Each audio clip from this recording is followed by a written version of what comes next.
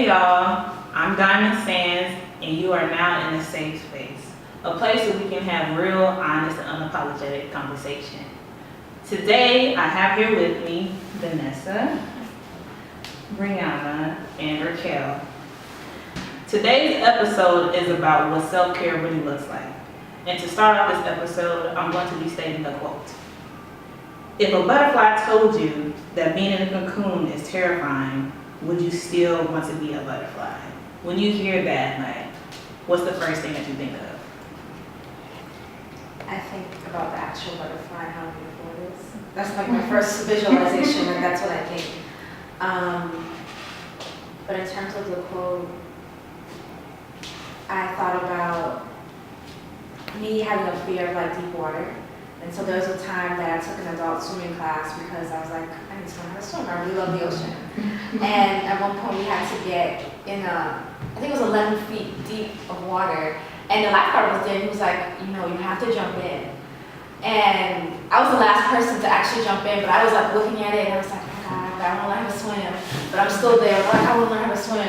And so I jumped in and I was okay.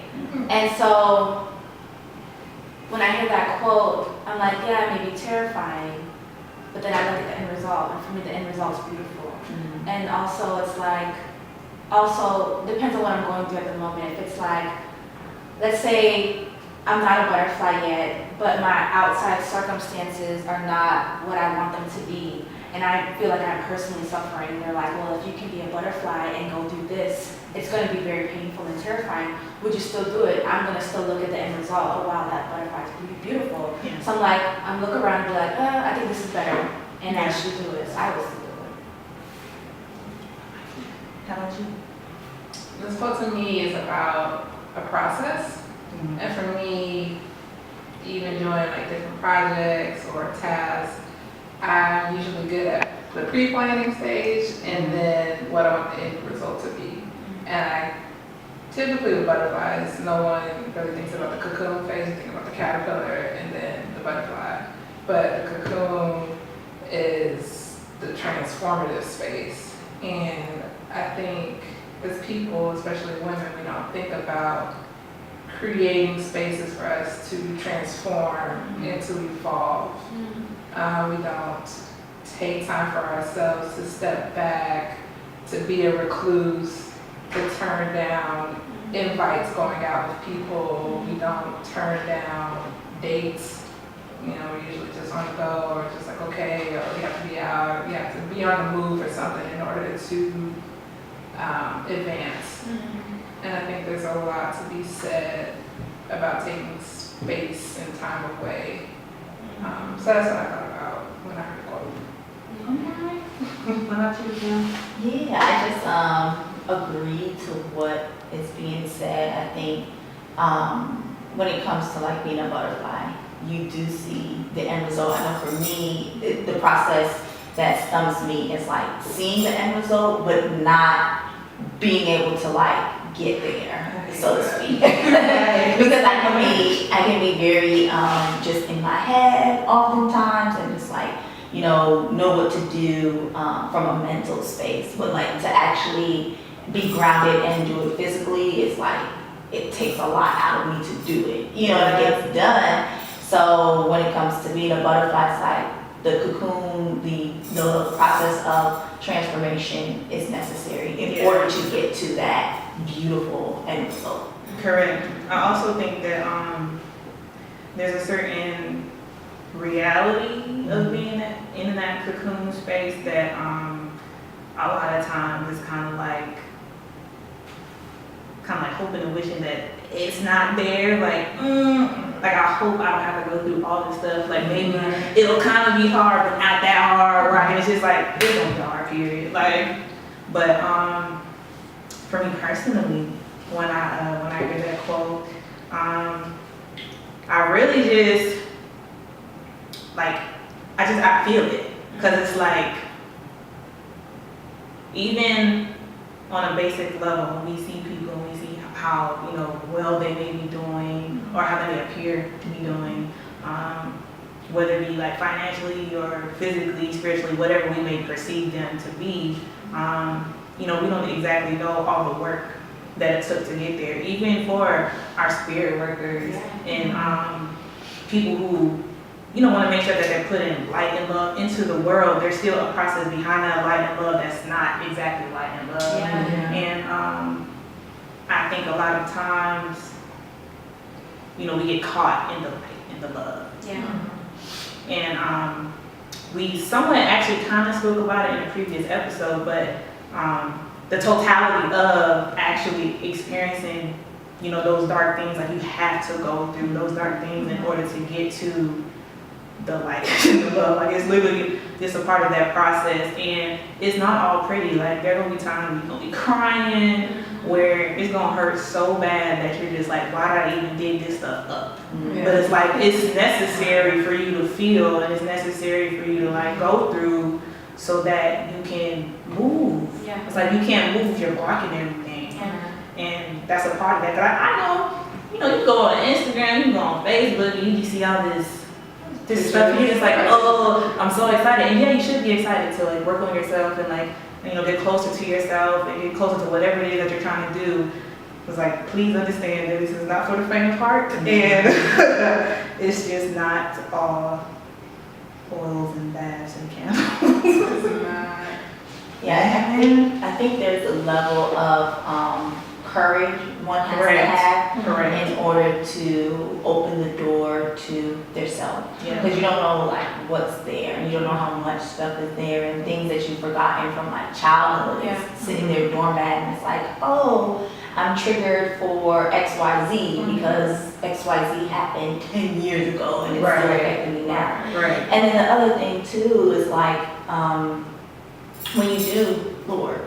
And I guess for me, that's the part that tripped me out. It's like, okay, I did the work, I'm doing the work, and then 3 years later, the same thing comes up again. So it's like, damn, I thought I took care of that already, But it's like you just have to keep on going. And when stuff comes up, you process it. You process it until all the energetic residue is gone.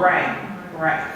And there's no time limit to that. There's no, it should take 5 years. I mean, it's a lifetime journey. Correct. And I think for me, in the beginning, I thought, oh, I can just go to this retreat, or I can just do this or do that, and I'm good. Finally, yay! I'm healed. I'm released from this, I'm better, okay? But that's not the case, not all the time. At least not in my experience, if I can keep it real. So it's just like you have to keep on going until it's all gone. And if it's never gone, just keep on sending whatever it is, love. But just like we said in that last episode, keep walking. Correct. That is definitely very true, man. Ooh. I was gonna talk about where you mentioned like being a recluse, like in the cocoon phase, and I was like, like for me right now, another major lesson or learning lesson that I've been having is enjoying my solitude at the same time. And so that's taking time for myself to be still daily, but also there are times where I feel something, like let's say I'm just agitated all day, or let's say I'm feeling some type of something in my heart and I know I need to release it. I know personally for me with self-care, that means I meditate, or that means go take a bath. And this is what I mean. When I say take a bath, I mean an herbal spiritual bath. So I'm gonna add some herbs in there. I'm gonna pray and speak over my bath and what my intention is, and then I'm gonna get in. And what I used to do, I used to play music. I don't do that anymore. Now it's literally just silence. I have my notebook and my pen, and I wait. I ask out loud, whatever it is that I'm, supposed to be processing right now, allow it to reveal itself, and I wait. And then something just comes up in my head, or like I say something, or I'm like, oh shit, I gotta write this down. And then I'm crying. I just feel like, so for me, it's just like that process of like, that's self-care, but I know that I need to deal with whatever it is that's coming up and allow my emotions to fully express themselves.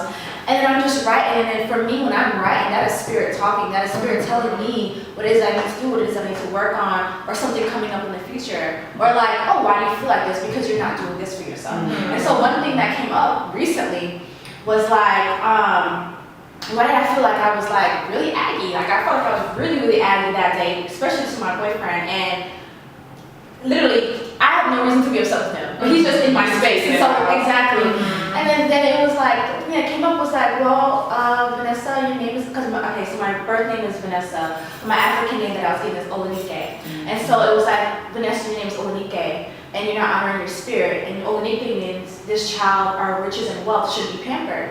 You're not honoring your spirit. You are supposed to be pampered. You're supposed to be pampering yourself, taking yourself out to be pampered, to honor your spirit of your name. And I said, oh, okay, how, and what other ways can I pamper myself? Because I'm like, I can do massage, I can do this and do that. Those are pampering. And I was like, well, is me getting a tattoo of my name on my back pampering? And the spirit was like, yeah, because you're having somebody else do something for you. You're not the one doing it. And so for me, it was just like, I'm used to doing a lot. And so for me to take that time to have somebody else do something for me, that is me being pampered. And so for me, in terms of self-care, that was one major thing, was like acknowledging my emotions, not resisting them, giving them some type of fence or playground to fully express themselves in, and then whatever messages come through, listen to them and honor them and do what I need to do.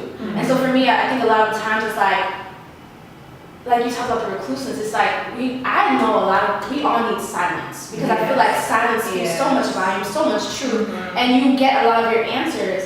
And I know this for me, like I used to hate some damn silence, boy. Especially like, yes! Such a peace, there's such a level of peace that comes with just silence. Like, I have a daughter, she's 6.5 months old, I have a boyfriend, and we live in the basement of my parents' home. So it's like my parents, and then my 2 younger sisters, and they're 20-ish college students. And so, though we are more laid back people, and it's kind of like noise and now because everyone's kind of touching and going, they're here, they're not. When I find moments of a week or so, when it's just me and baby, it is so comforting. I'm like, she's just sitting there, I turn the TV off, I may put some jazz, or I may not. It's just her and I just sitting there. We may just take a nap, just go in the back room, and the light is just in the room, and it just feels so good. But a point that you were saying about writing and journaling and letting spirit talk.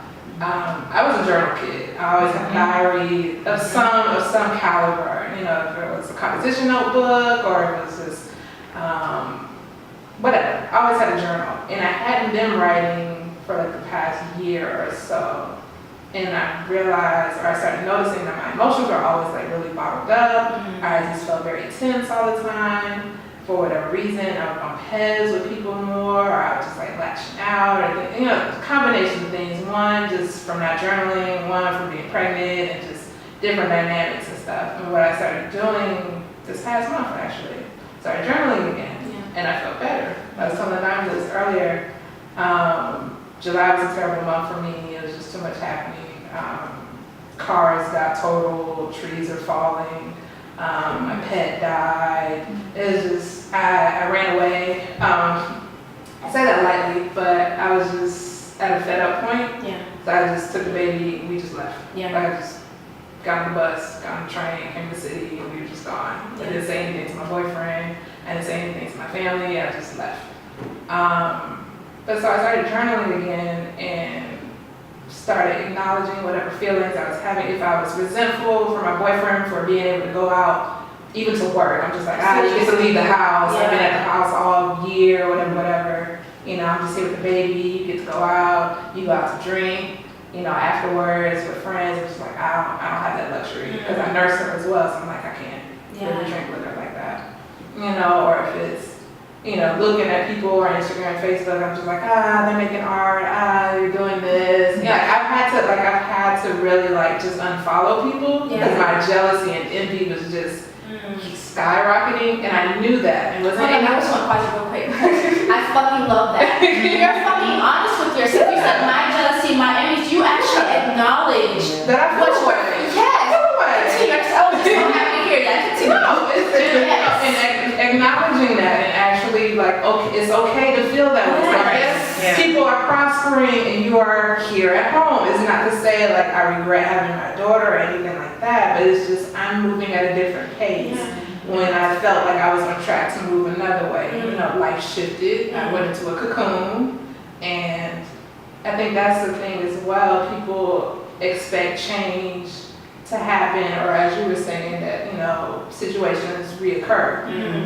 And they do. You learn about yourself, or you handle a situation in a way, it kind of, you know, goes away for a little bit, and then it comes back to kind of test you to see, you know, if the work you've been doing actually mattered. Do you recognize that this is just the same thing happening again, but in a different way?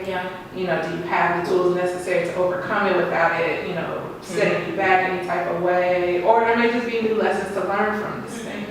But all of that, again, I feel like you have to give yourself space in order to feel a way, to honor that, to reset, and then to come about it in a more positive way. I think people want just the positive or just the prettiness of self-care or healing or things like that. No one really wants to do the work. No one wants to dig up old emotions and old feelings and times where you felt low, or, you know, really assess what it was about that period that you didn't like and how to change that. And that's something, I mean, that starts with being honest with yourself. Right now, if you're not honest with yourself, then there's no point to it. Right. That's very true. Because as we all know, a lot of people like looking like it instead of actually putting in the work to be it.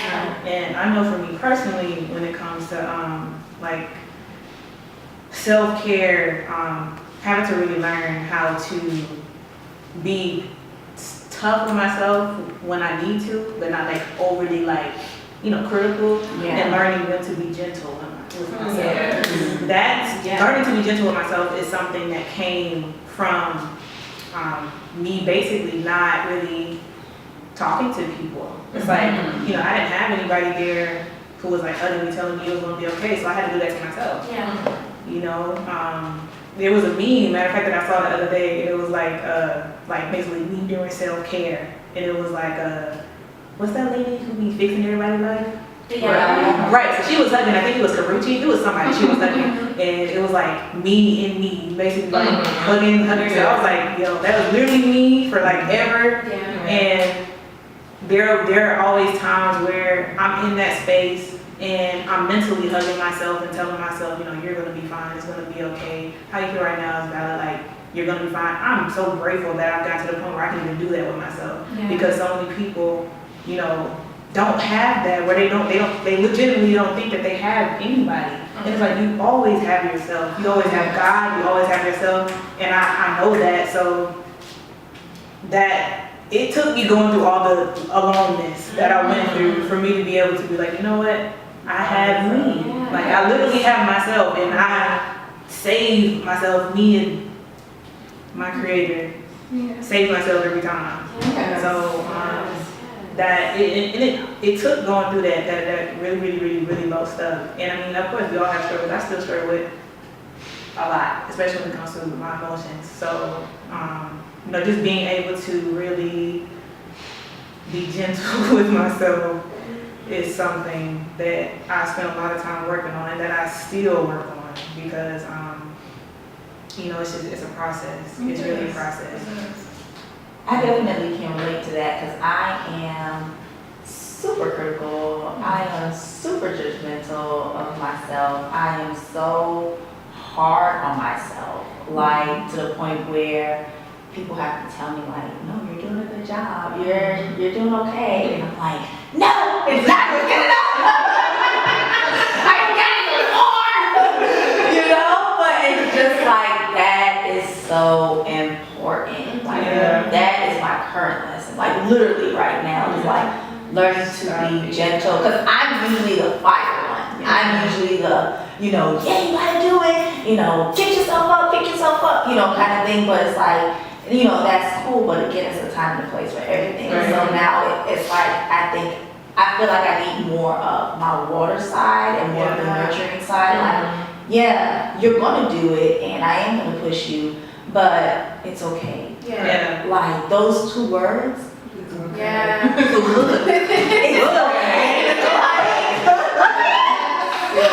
can breathe. It's okay. Like, and for me, that looks like going into isolation. Like, literally telling people, No. Hey, exactly. Yeah. And meaning it, and being strong and sturdy in that, so that I don't have to use that person or a social event or whatever as a distraction, right? For my own self-care. Yeah. So, yeah, going back to the cocoon, I have to like put that isolation. So I literally force myself into doing that, into surrender, into surrender mode. And for me, that works for me. I think everyone, men and women, it'll be helpful to find what I like to call your emotional emergency plan. So just like what we talk, it doesn't have to like be literally written out, but knowing what the rope is, like to pull yourself out of whatever it is, whether it is a friend or painting or writing or speaking or watching, whatever type of motivational speaker, like it's important because I know I've gone through I'm not clinically depressed or anything, but I've gone through like little spurts of depression. Yeah, and it's like, okay, I don't feel like going to work today. But I gotta go to work today because I gotta make money and I'm the therapist. I can't not go to work today, so I gotta go to work. So how to pull myself out this rut? Okay, let me go to YouTube and pop on a motivational, so I know that for me, or it could be a bath. Yeah. So I just think it's important for everyone to and maybe you don't know, so that's that part of finding yourself, figuring it out because that's a part of the process. And that in itself is a part of the process. Because it's not, there's not a one size fits all. Absolutely not.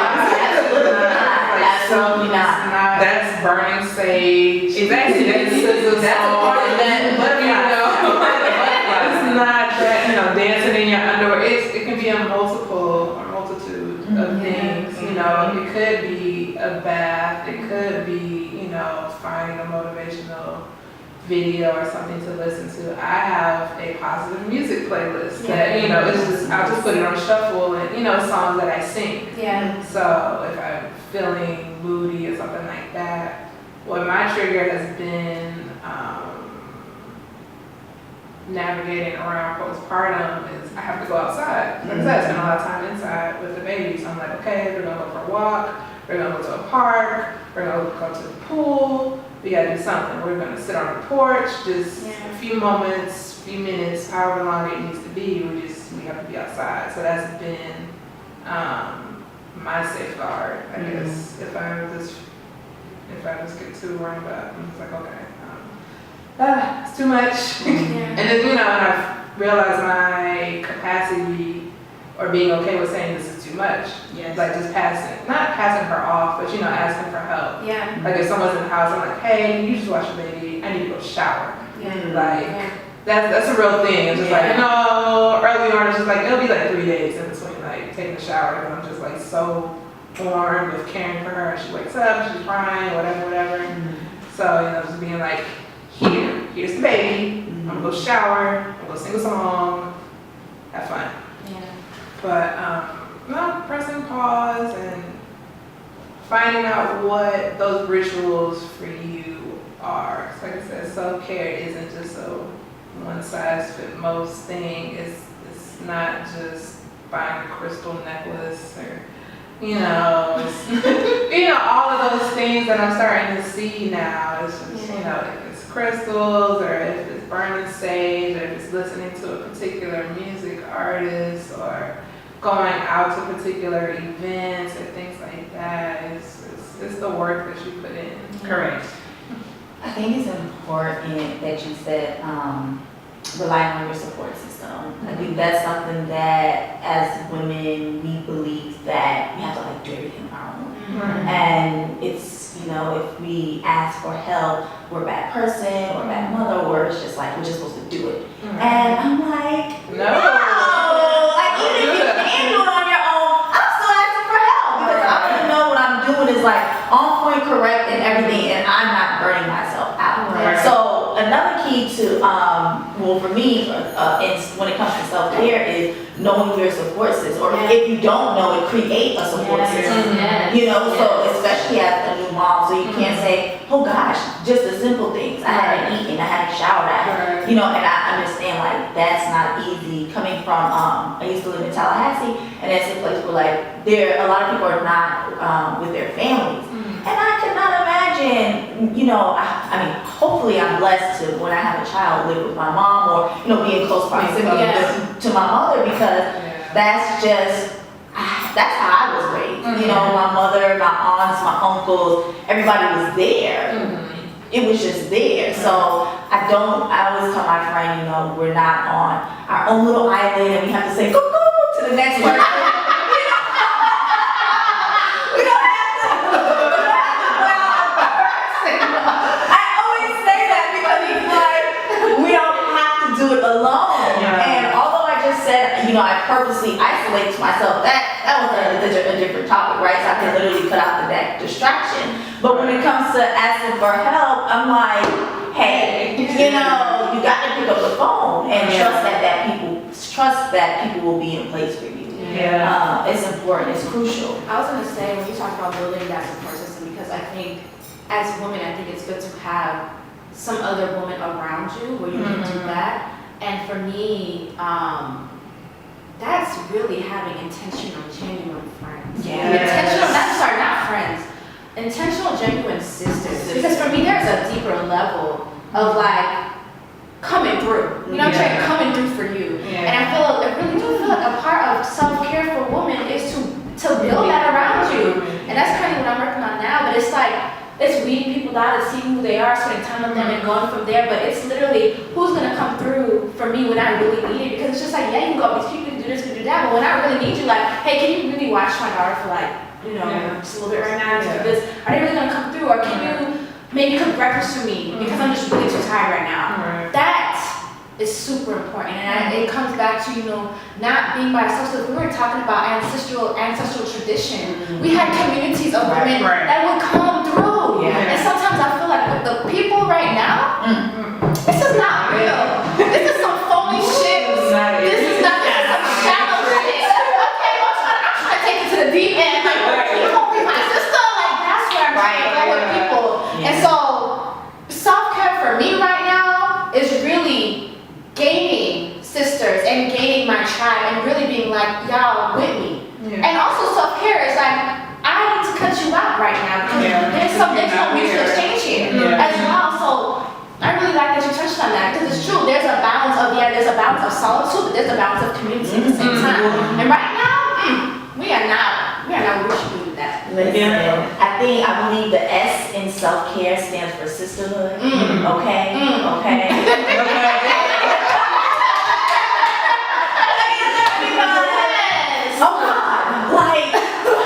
Oh God. Like, sisterhood is the quintessential principle of a woman's mental health. Oh, yes. And you don't just have to have one tribe. You can have multiple tribes, but to